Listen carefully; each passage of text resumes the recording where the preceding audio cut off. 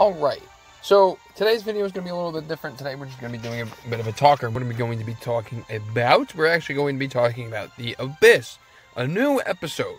Now, I haven't really done much of The Abyss. I've started it a while ago, just to get a feel for it, and then kind of took a little bit of a break to finish up Kieran stuff, and I haven't actually done anything else because this fucking chaos. Like, I got it done, and I was able to get it done pretty easily, but it kind of just drained my motivation because it was still bullshit. I beat it with this team, by the way, Zach, Gao, and Pinello. Gao was honestly the lifesaver of the team. But anyway, I digress.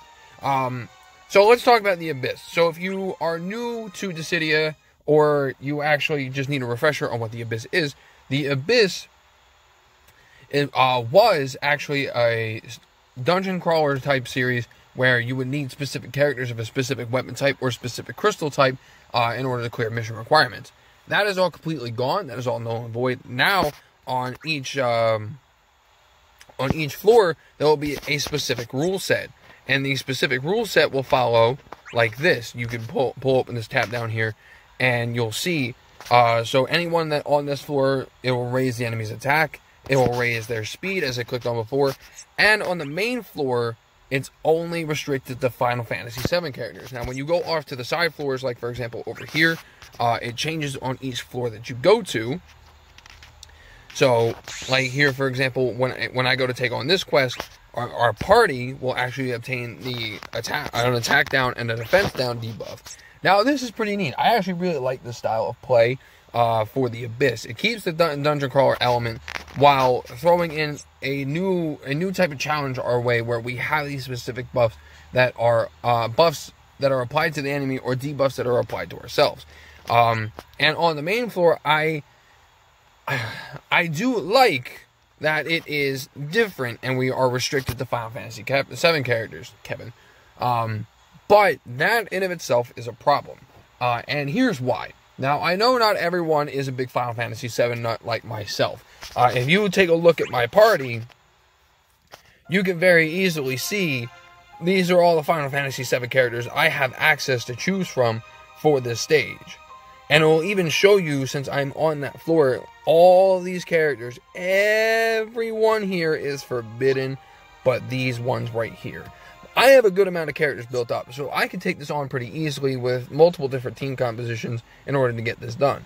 Now, I know not everyone else is a big old Final Fantasy VII nut like myself, so there may have been a lot of these characters that you skipped or passed on, especially since some of these characters weren't as desirable as others. I know Zephy wasn't that desirable.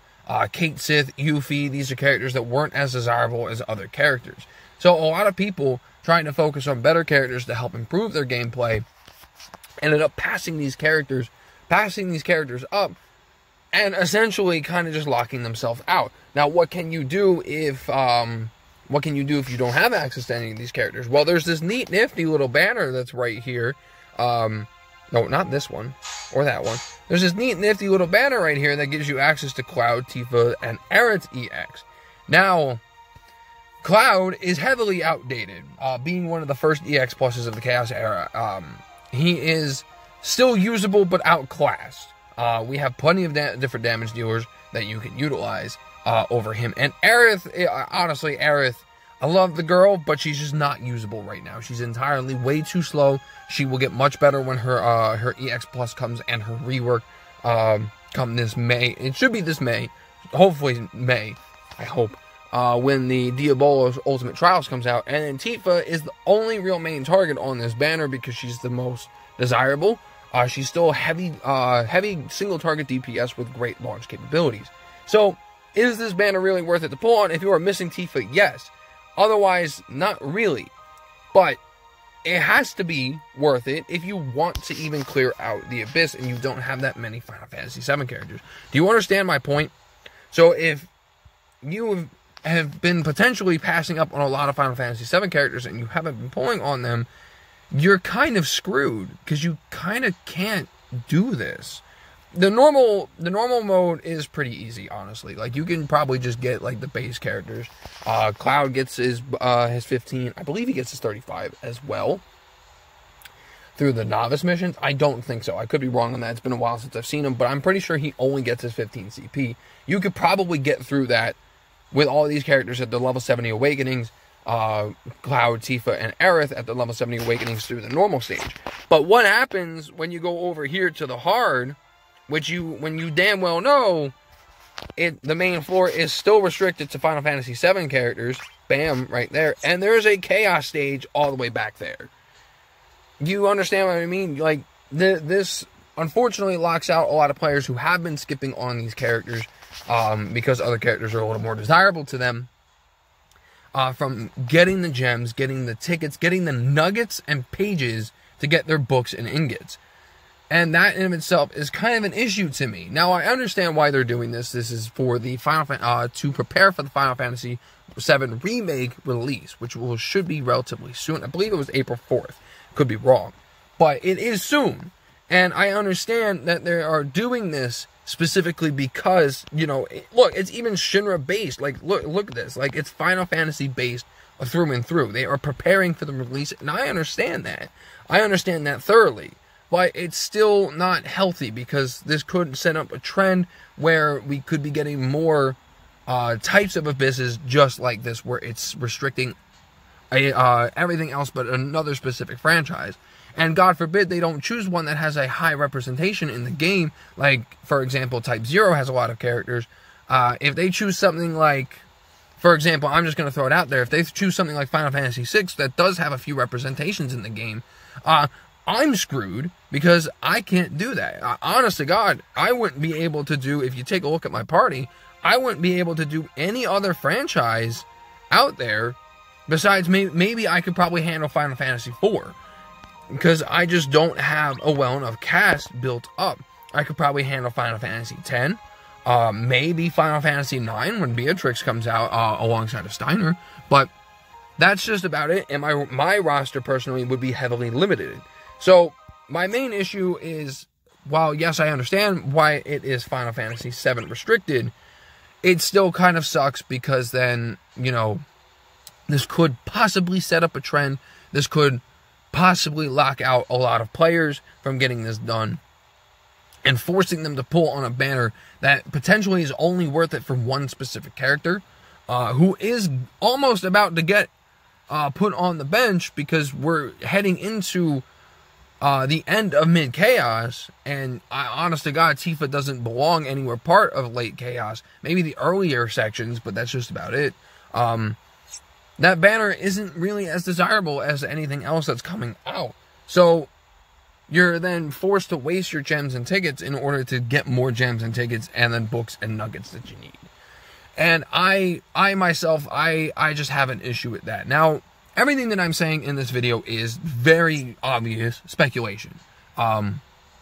Because there is no guarantee that they're going to stick with the franchise restriction.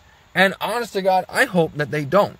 While I thought the idea is neat and it is different, it is definitely not suited for these type of abyss until we get like much later. Like I'm talking like Luffy era later, where we'll have like leagues of characters that we can pick and choose from.